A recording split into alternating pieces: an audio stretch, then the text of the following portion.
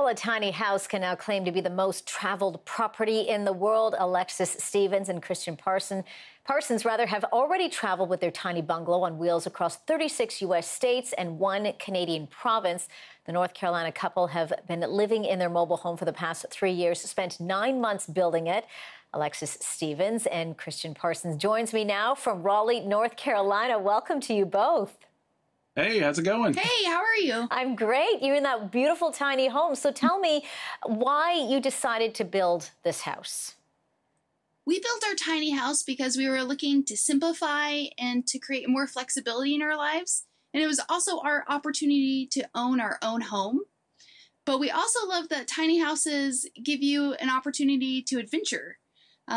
Whether you travel like us or stay put, you're more connected with your surroundings, which mean you have more opportunities to connect with the people and nature around you.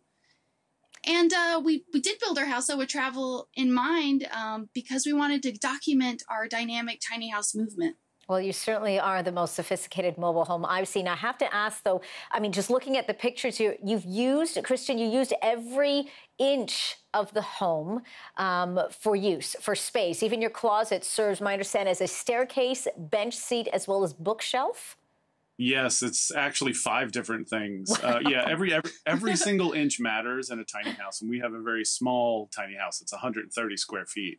So the closet space ended up it came about after figuring out the steps. So once I figured out how I was going to do the steps, they're very tall steps, about 20 inches apart. So once I figured that out, I was able to create, the steps, a seat to sit in at our desk, make that storage, make the closet out of what's behind the steps, and also make a bookshelf up on the top. So it has to be, you have to use every single inch in a tiny house. Right. And how is it living in such tight quarters? Alexis, your thoughts? Can you kick him out of the kitchen? Or out of the bed? Fortunately, I can. You can, just not very far. Right. You go 4 feet away from me. There you go. We can get about 12 feet apart. Exactly. Living together with a significant other, there are challenges. You have to compromise. You have to communicate a lot more. We always say that if you want to test your relationship, go try to live in a tiny house for a week. Or take a road trip or both, yeah. Then you're going to find out whether you're going to be able to cut it or not. But I will say that our communication skills have improved greatly. And 3 years of living in a tiny house and working together, yeah, I think that, I think we made it. We made it through. Yeah. This is about how far apart we are all the time. Amazing. Now, Christian, you guys are about to reach a pretty huge milestone, the 50,000-mile marker. We're looking at over 80,000 kilometers traveled. Yes, yeah. We're about to go over 50,000 miles, and we're one of the only tiny houses on wheels that we know of that actually has traveled that much.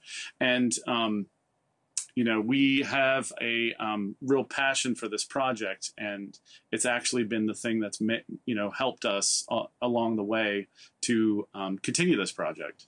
Right. Yeah, so reaching this marker means that we've been able to document our movement, educate people on what tiny living's all about, and support ourselves. Yeah. I understand, Alexis, you also met with the mayor of Victoria, BC last summer to discuss issues like local micro-housing. And as you mentioned, sort of making things more convenient. So talk to me more about that discussion and where things may go from there. Yeah, after Mayor Helps watched our film Living Tiny Legally, she invited us to come to Victoria to learn more about legal progress for tiny houses in the States so she could apply some of that locally, because she was looking to create a micro-housing project on city-owned land as a way to meet some of the housing needs, because they're having a real affordable housing struggle there in Victoria.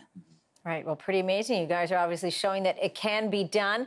Alexis Stevens, Christian Parsons, thank you both so much for talking to me today. And your house is beautiful. Thank you so much. Thank you very much. All right. The two of them joined us from Raleigh, North Carolina.